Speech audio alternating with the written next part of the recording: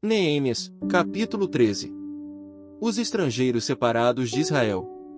Naquele dia o livro de Moisés foi lido em voz alta diante do povo, e ali achou-se escrito que nenhum amonita ou moabita jamais poderia ser admitido no povo de Deus.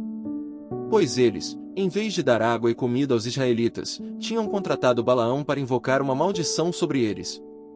O nosso Deus, porém, transformou a maldição em bênção. Quando o povo ouviu essa lei, excluiu de Israel todos que eram de ascendência estrangeira. Antes disso o sacerdote Eliasibe tinha sido encarregado dos depósitos do templo de nosso Deus. Ele era parente próximo de Tobias. E lhe havia cedido uma grande sala, anteriormente utilizada para guardar as ofertas de cereal, o incenso, os utensílios do templo, e também os dízimos do trigo, do vinho novo e do azeite prescritos para os levitas, para os cantores e para os porteiros, e as ofertas para os sacerdotes. Mas, enquanto tudo isso estava acontecendo, eu não estava em Jerusalém, pois no 32º ano do reinado de Artaxerxes, rei da Babilônia, voltei ao rei. Algum tempo depois pedi sua permissão. E voltei para Jerusalém. Aqui soube do mal que Eliasibe fizera ao ceder uma sala para Tobias nos pátios do templo de Deus.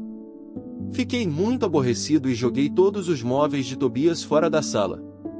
Mandei purificar as salas, e coloquei de volta nelas os utensílios do templo de Deus, com as ofertas de cereal e o incenso.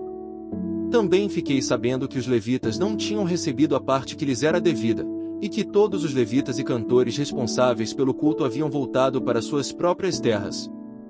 Por isso repreendi os oficiais e lhes perguntei, por que essa negligência com o templo de Deus? Então eu convoquei os levitas e cantores e os coloquei em seus postos. E todo o povo de Judá trouxe os dízimos do trigo, do vinho novo e do azeite aos depósitos.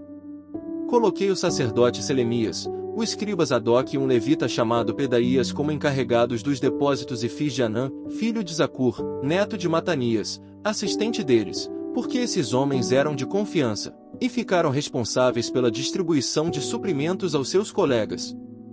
Lembra-te de mim por isso, meu Deus, e não te esqueças do que fiz com tanta fidelidade pelo templo de meu Deus e pelo seu culto. Naqueles dias vi que em Judá alguns pisavam uvas nos tanques de prensá-las no sábado e ajuntavam trigo e o carregavam em jumentos, junto com vinho, uvas, figos e todo tipo de carga. Tudo isso era trazido para Jerusalém em pleno sábado. Então os adverti que não vendessem alimento nesse dia. Havia alguns da cidade de Tiro que moravam em Jerusalém e traziam peixes e toda espécie de mercadoria e as vendiam em Jerusalém, no sábado, para o povo de Judá.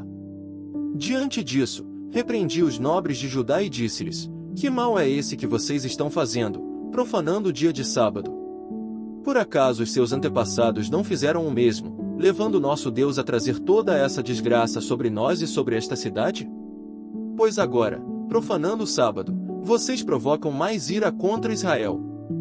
Quando as sombras da tarde cobriram as portas de Jerusalém na véspera do sábado, ordenei que fossem fechadas e só fossem abertas depois que o sábado tivesse terminado.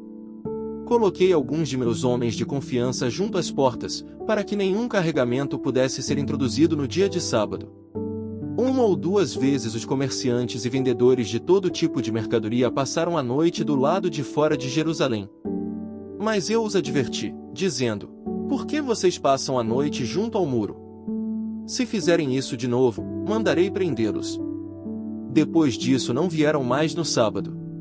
Então ordenei aos levitas que se purificassem e fossem vigiar as portas a fim de que o dia de sábado fosse respeitado como sagrado. Lembra-te de mim também por isso, ó meu Deus, e tenha misericórdia de mim conforme o teu grande amor. Além disso, naqueles dias vi alguns judeus que se haviam casado com mulheres de Asdod, de Amon e de Moabe.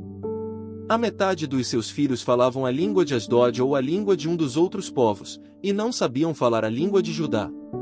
Eu os repreendi e invoquei maldições sobre eles. Bati em alguns deles e arranquei os seus cabelos. Fiz com que jurassem em nome de Deus e disse-lhes, não consintam mais em dar suas filhas em casamento aos filhos deles, nem haja casamento das filhas deles com seus filhos ou com vocês. Não foi por causa de casamentos como esses que Salomão, rei de Israel, pecou? Entre as muitas nações não havia rei algum como ele. Ele era amado de seu Deus, e Deus o fez rei sobre todo Israel, mas até mesmo ele foi induzido ao pecado por mulheres estrangeiras. Como podemos tolerar o que ouvimos? Como podem vocês cometer essa terrível maldade e serem infiéis ao nosso Deus, casando-se com mulheres estrangeiras? Um dos filhos de Joiada, filho do sumo sacerdote Eliasibe, era genro de Sambalate, o horonita. E eu o expulsei para longe de mim. Não te esqueças deles, ó meu Deus, pois profanaram o ofício sacerdotal e a aliança do sacerdócio e dos levitas.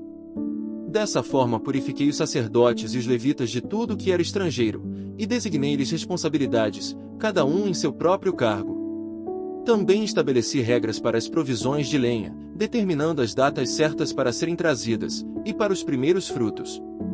Em tua bondade, lembra-te de mim, ó meu Deus.